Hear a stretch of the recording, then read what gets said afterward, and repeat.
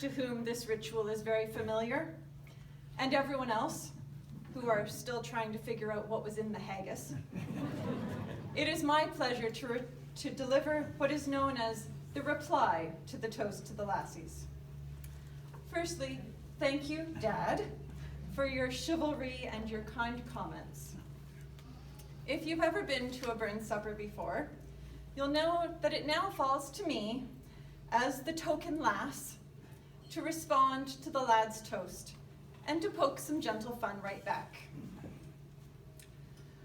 I heard the other day that Prince Charles had been visiting a local hospital and making polite conversation with some of the patients in one of the wards.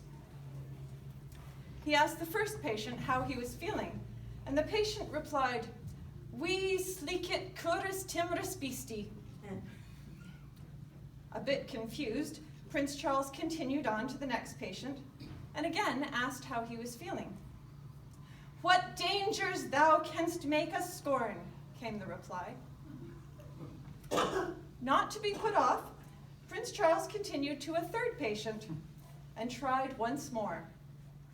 "A man's a man for all that and all that," the man yelled in response. A very troubled Prince Charles turned to the doctor in charge and asked, "Is this the psychiatric ward?" "Oh no," came the reply. "It's the Burns unit."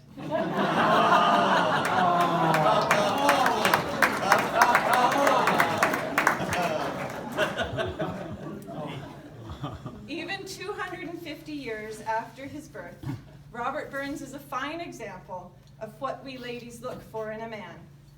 Many of his characteristics and habits are shared by those fine specimens of men who comprise the Chalmers crowd. One obvious similarity is that Farmer Robbie spent most of his days plowing up the earth. Many of our men today do the same. It's just that now they call it golf. However, our men do have their fair share of faults too. They may not have the same ones as Robert Burns. He did father 11 children by 5 women in 13 years. His wife Jean even gave birth on the day of Robbie's funeral, which she attended, once again demonstrating the multitasking abilities of the female species. But faults they have all the same. One day in the Garden of Eden, Eve called out to God, "Lord, I have a problem." "What's the problem, Eve?" "Lord, I know you've created me and have provided this beautiful garden and all of these wonderful animals, but I'm just not happy." "Why is that, Eve?" came the reply from above. "Lord, I'm lonely and I'm sick to death of apples." Oh. "Well, Eve, in that case, I have a solution. I shall create a man for you." "What's a man, Lord?" God said, "This man will be a flawed creature with aggressive tendencies, an enormous ego, and an inability to empathize or listen to you properly. All in all, he'll give you a hard time. But he'll be bigger and faster, more muscular than you. He'll be really good at fighting and kicking a ball about and hunting." "Sounds great," said Eve, with an ironic raised eyebrow. God said, "Yeah, well, he's better than a poke in an eye with a stick. But you can have him only on one condition." "What's that, Lord?" "You'll have to let him believe that I made him first."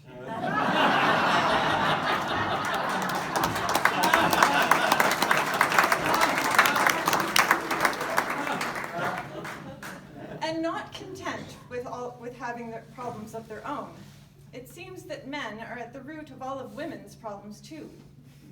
Mental illness, menstrual cramps, menopause. Ever notice how all our problems start with men? And if you have real issues, you go to a gynecologist for a hysterectomy. But ladies, when you go home tonight with your man, I'd like you to hold your hands out like this and have your man place his hand like this. Just stand like this for a moment or two. It's important, after all, to let your man have the upper hand once in a while.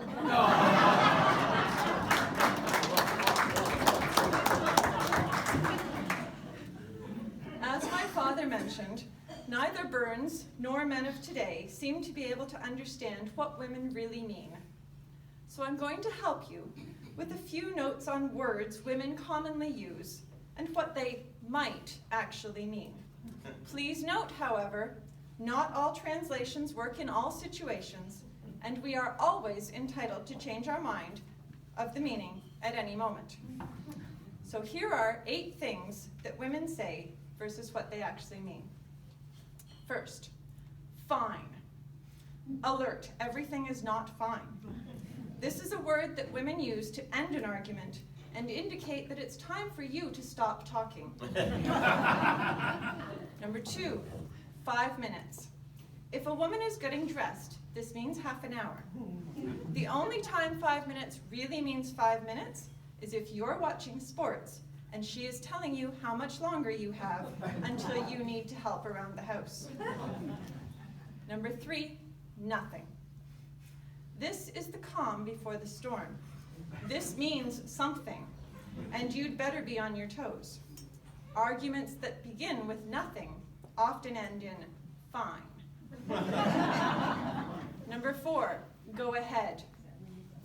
This is a dare, not permission. Don't do it. Number 5. This is not actually a word, but a nonverbal statement often misunderstood by men. A loud sigh means that she thinks you're an idiot and wonders why she is wasting her time standing arguing about nothing. Refer to number 3 for the definition of nothing.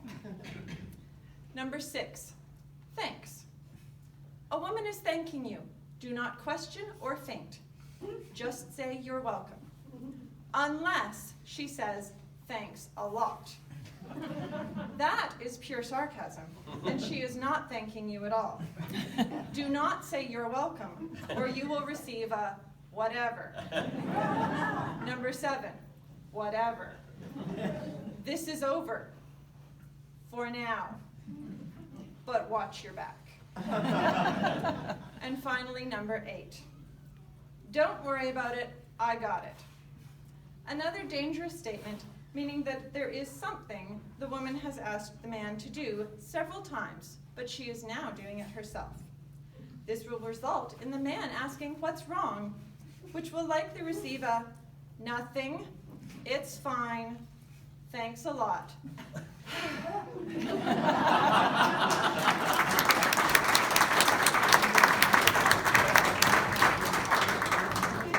Despite his flaws, Burns looked after all his women and worked extremely hard to provide for his family, as I am sure do all the laddies here tonight.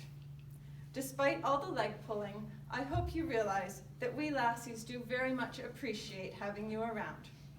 As Zsa Zsa Gabor once said, I just want a man who's kind and understanding. Is that too much to ask of a millionaire?